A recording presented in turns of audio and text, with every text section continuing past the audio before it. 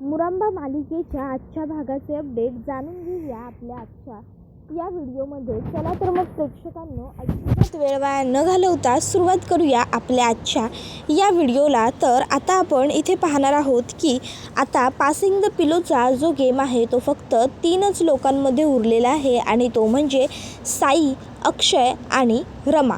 तर आता साई, अक्षय आणि रमा ह्या तिघांमध्ये खेळ पुन्हा एकदा नव्याने सुरू झालेला असतो. अक्षय रमाजवळ पिलो अगदी प्रेमाने फेकत असतो. रमा साईकडे छान फेकत असते.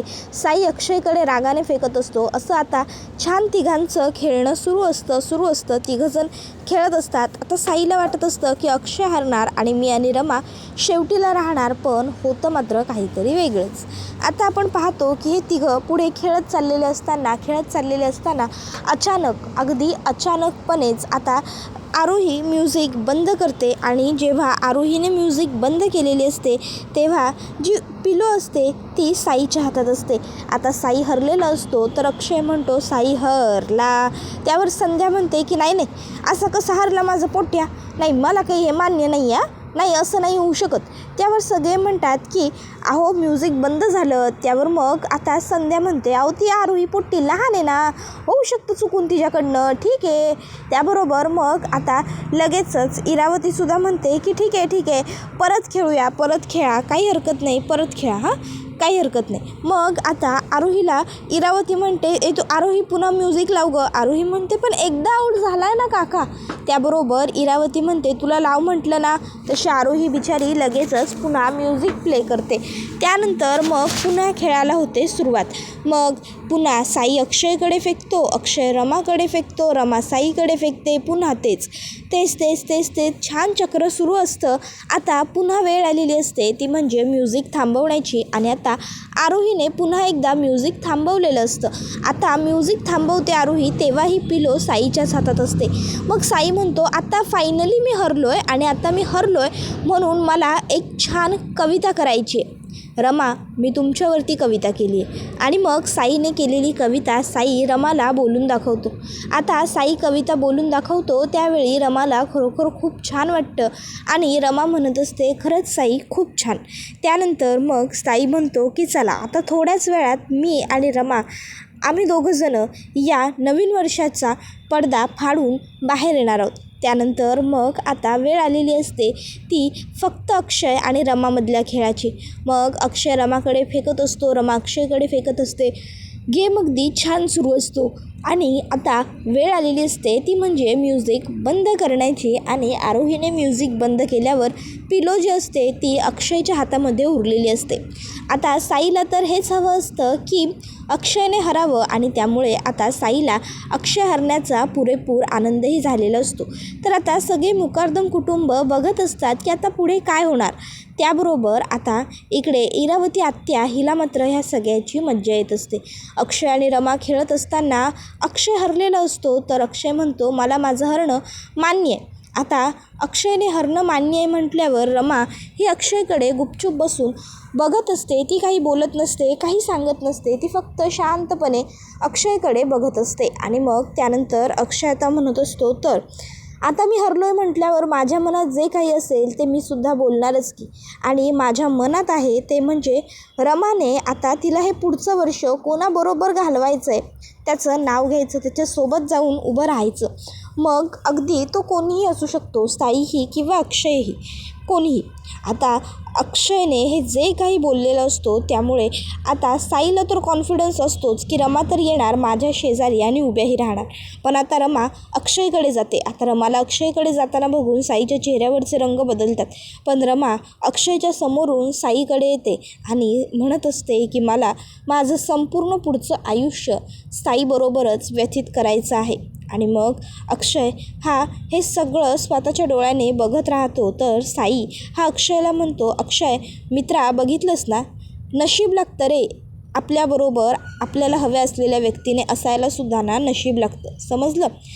त्यानंतर मग तो म्हणत असतो की मी तुला म्हटलं होतं ना की हे वर्ष तुझं आहे, पण येणारं वर्ष माझं असेल म्हणून माझं आणि रमांचं असेल. त्यानंतर सगळेजण जेवायला बसलेले असतात. शशिकांत मुकादम अक्षयला म्हणत असतात, अक्षय अरे बाळा, तू सुद्धा जेवून घे. असा किती वेळ उपाशी राहणार आहेस? भरल्या पोटी काहीतरी सुचेल तरी. असं उपाशी पोटी काही सुचणार नाही आहे तुला, कळलं का? त्यावर अक्षय म्हणतो की नाही, नको, मला नको आहे जेवण आणि माझी इच्छाही नाही आहे जेवण्याची. बघितलंत ना, आता रमाकडे आयती संधी होती. ती सांगू शकत होती तिच्या मनात जे काही असेल ते, पण आताही तिने काहीही सांगितलेलं नाही आहे. म्हणजे याचा अर्थ रमालाही हेच हवं आहे कदाचित. आणि जाऊ देत ना, आता जे असेल वरच्याच्या मनात ते तसंच होईल. मी उगाचच्या उगाच काहीही करायला जाणार नाही आहे. जे देवाने ठरवलं असेल आता तेच घडेल. जर त्याला वाटत असेल की अक्षय रमाने पुन्हा एकत्र यावं तर आणि तरच अक्षय आणि रमा एकत्र येतील, नाहीतर जाऊ दे, जे घडायचे ते घडू दे. आता शशिकांत मुकादम म्हणत असतात की अरे बाळा, पण त्यावर अक्षय म्हणतो की नाही, मला काही ऐकायचंच नाही आहे, जाऊ दे बाबा. आता देवाच्या मनात जसं आणि जे असेल ना ते तसंच घडेल, कारण त्याच्याशिवाय आता पर्याय नाही आहे ना. बघताय ना तुम्ही की काय काय घडतं आहे ते. मी किती प्रयत्न करतो आहे ते, पण माझ्या प्रयत्नांना यशच येत नाही आहे. त्याला मी तरी काय करू?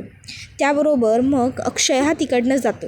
शशिकांत मुकादम म्हणत असतात, आता मी सुद्धा ठरवलं आहे की मी सुद्धा प्रामाणिकपणेच चालणार आहे. मी सुद्धा काहीही चुकीचं पाऊल उचलणार नाही आहे. आता शेवटी देवाच्या मनात जे असेल तेच घडणार, हे मात्र सत्य. आणि मग आता शशिकांत मुकादमसुद्धा जेवायला जातात. त्याबरोबर इकडे आता आरोही, आर्था, त्याचबरोबर आय्यज्जी आणि आई हे सगळेजण जेवायला बसलेले असतात. आता आरोहीला आई भरवत असतात. इतक्यात रमा तिकडे येते आणि ती विचारते की तुम्हाला कोणाला काही हवं आहे का? सगळं ठीक आहे ना? त्याबरोबर आरोही म्हणते, मग आई तू जेवलीस का गं? त्याबरोबर रमा म्हणते की नाही, मी आत्ता जेवेन. त्यावर आरोही म्हणते, जा मग तू सुद्धा जेवून घे गं. त्याबरोबर लगेचच आता इकडे सीमा म्हणू लागते, मला खात्री आहे माझी रमा आणि माझं अक्षय हे दोघं कायम एकत्रच येणार. माझी रमा ही फक्त आणि फक्त माझ्या अक्षयची आहे आणि ती कायम अक्षय बरोबरच राहणार.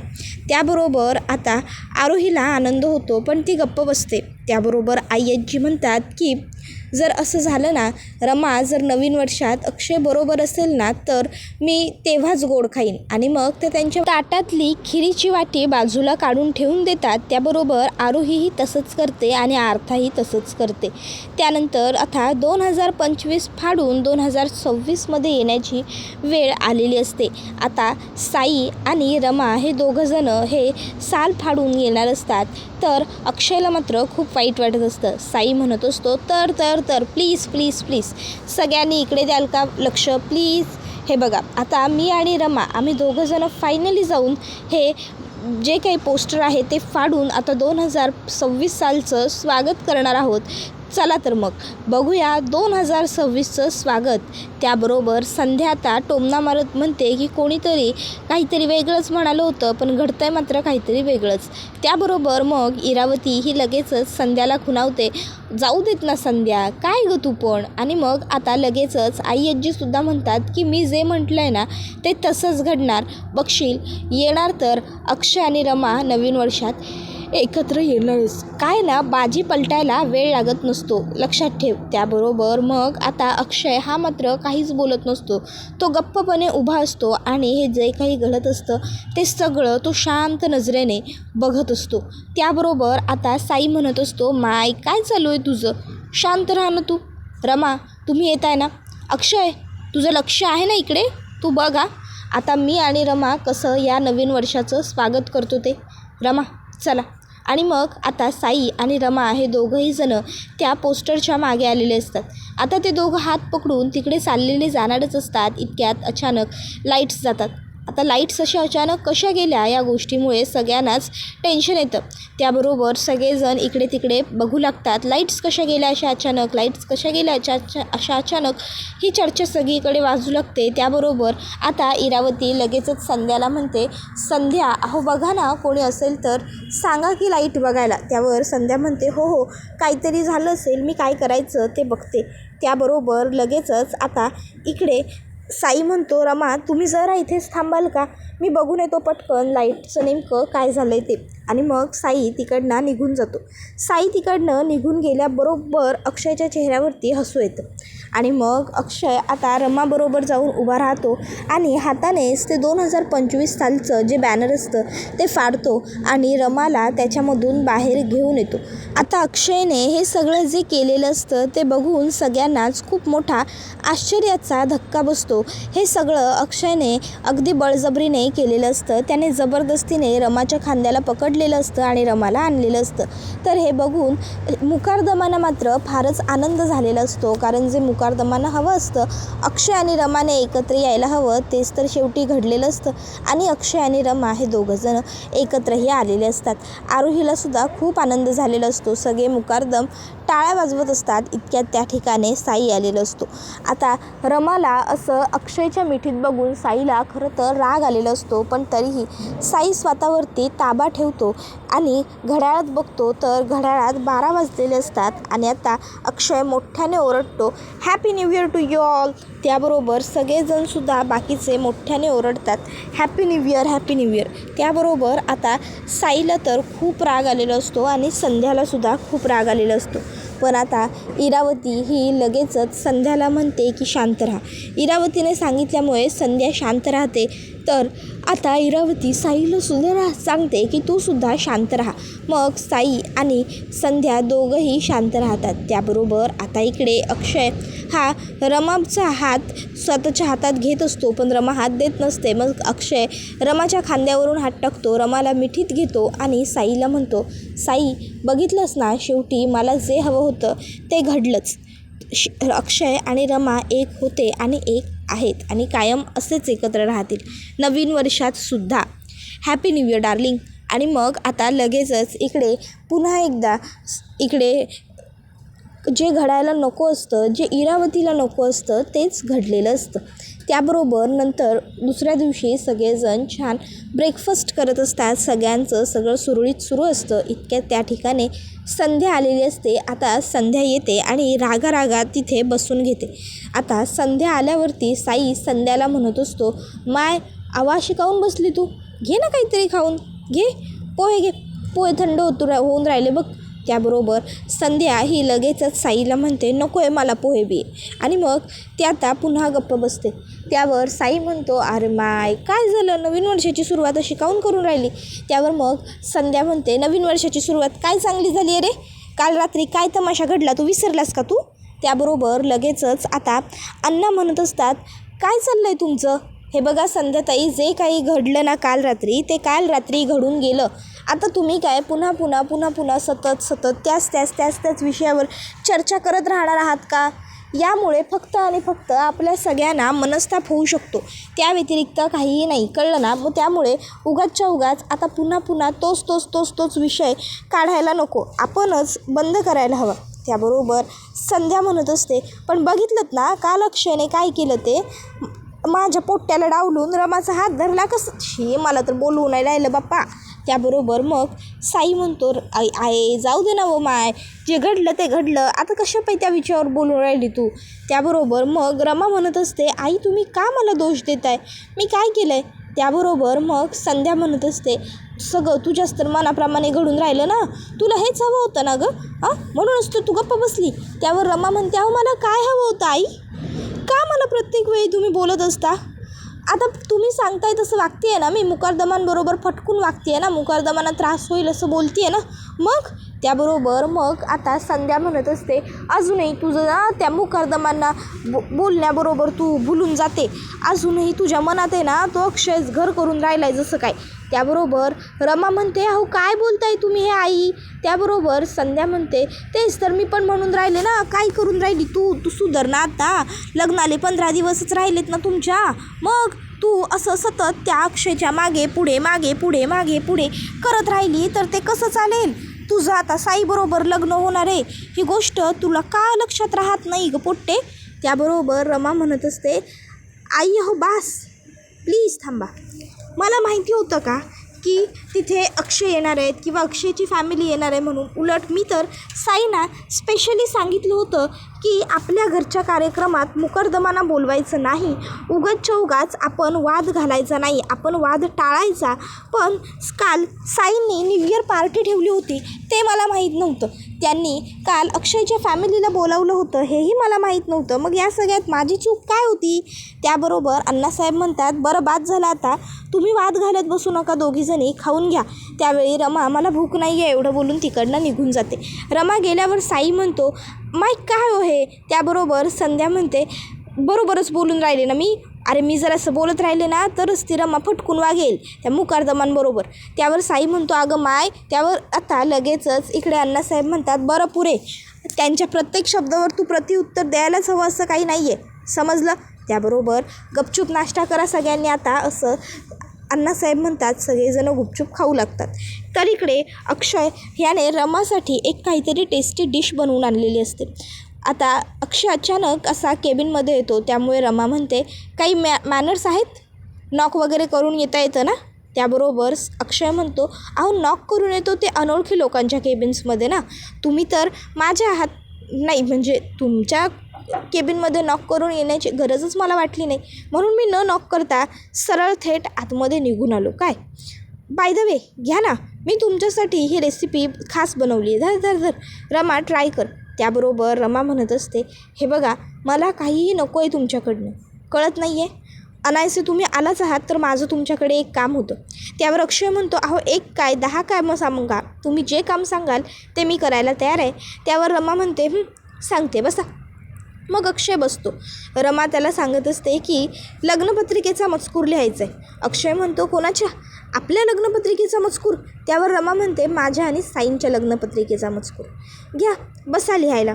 मग अक्षय पत्रिका घेतो आणि रमा आता सांगत असते, रमा आणि साई यांचा विवाह योजिला आहे आणि हो मध्ये स्वस्तिकही काढा. नाही म्हणजे स्वस्तिक काढलं की कसं छान दिसतं ना सगळं, स्वस्तिक असावं, मध्ये घाला स्वस्तिक. मग पुढे रमा सांगते की आता एकदा का हा मजकूर तयार झाला की मग पटपट पत्रिका छापून घेतल्या पाहिजे, वाटायची सुरुवात केली पाहिजे. लग्नाला फार कमी वेळ राहिला आहे, आता घाईने तयारीला लागायला हवं.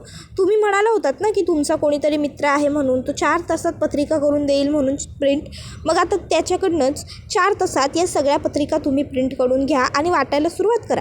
काय? त्याबरोबर अक्षय म्हणतो, काय मी पत्रिका वाटायचे आहेत?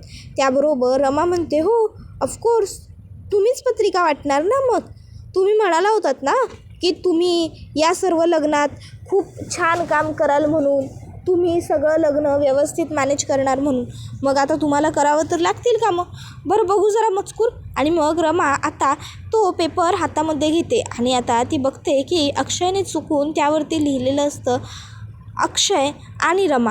आता रमा ती वाचते आणि म्हणत असते, अहो चुकीचं नाव लिहिलं तुम्ही इथे, तुमचं नाव लिहिलं आहे चुकून, 1 मिनटं. आणि मग रमा अक्षयचं नाव खोडते आणि तिथे स्वतःचं नाव घालते आणि म्हणत असते, हे बघा हे आता बरोबर आहे. त्यानंतर इकडे शाळेतल्या सगळ्या शिक्षिका अक्षयला विचारतात की सर तुम्ही तुमचे DM चेक केलेत का? नाही, तुमच्या DMमध्ये खूप मुलींच्या रिक्वेस्ट आल्यात. त्याबरोबर ही गोष्ट आता अक्षय हा शशिकांत मुकारदमांना फोन करून सांगतो की माझ्या DMमध्ये मुली मेसेज करतायत, मला फोन करतायत, तुमचं चाललं आहे काय? इतक्यात तिकडनं रमा जायला येते. आता शशिकांत मुकारदम अक्षयला म्हणतात, रमा आली आहे ना तिथे, आता एक काम कर, माझ्याबरोबर असा बोल जसं की तू एखाद्या मुलीबरोबर बोलतोयस, रोमॅन्टिक बोल. त्याबरोबर अक्षय म्हणतो ठीक आहे आणि मग तो बोलायला सुरुवात करतो, नाही गं डार्लिंग तसं काही नाही आहे, पण अगं कामाच्या गडबडीत वेळ लागतो ना गं गोष्टी व्हायला. बरं माझं लक्ष आहे तुझ्यावर. आता हे सगळं आरोही आणि रमा ऐकतात. आरोही म्हणत असते, रात्रभर हा असाच बोलत होता, रात्री मला याने झोपूनही दिलेलं नाही आहे. त्यावर आता रमा म्हणत असते, कोणाशी बोलत असणार आहे ते? काही नाही, नाटकी आहेत फक्त. त्याबरोबर आरोही म्हणते, अगं नाही आई, खरंच बाबा बोलत होता, कंटिन्यू बोलत होता. त्याबरोबर मग रमा आरोहीला विचारते, काय गं कोणाबरोबर बोलत होते? त्यावर आरोही म्हणते की आई अगं ते तर मलासुद्धा माहीत नाही आहे. त्यावर मग आता पुढे रमा म्हणते, खरंच? त्यावर आरोही म्हणते, नाही गं खरंच माहीत नाही आहे, पण जर तुला हवं असेल ना तर कोणाबरोबर बोलत होते ते मी काढून घेईन, मला सगळं काढता येईल, चालेल ना? त्याबरोबर लगेचच रमा म्हणते, ठीक आहे. त्याबरोबर हा व्हिडिओ इथेच संपतो. व्हिडिओ आवडला असेल तर व्हिडिओला लाईक करा, चॅनलवर नवीन असाल तर चॅनलला सबस्क्राईब करा आणि बेल आयकॉन आठवणीने प्रेस करा, जेणेकरून तुम्हाला पुढच्या प्रत्येक व्हिडिओचं नोटिफिकेशन मिळत जाईल आणि सर्व व्हिडिओंचा आनंद हा अगदी उत्तम पद्धतीने घेता येईल. आजच्या पुरतं इथेच थांबूया. पुढचा व्हिडिओ येईपर्यंत या व्हिडिओचा छान पद्धतीने आनंद घेत राहा. टाटा, बाय बाय, धन्यवाद, take care all of you.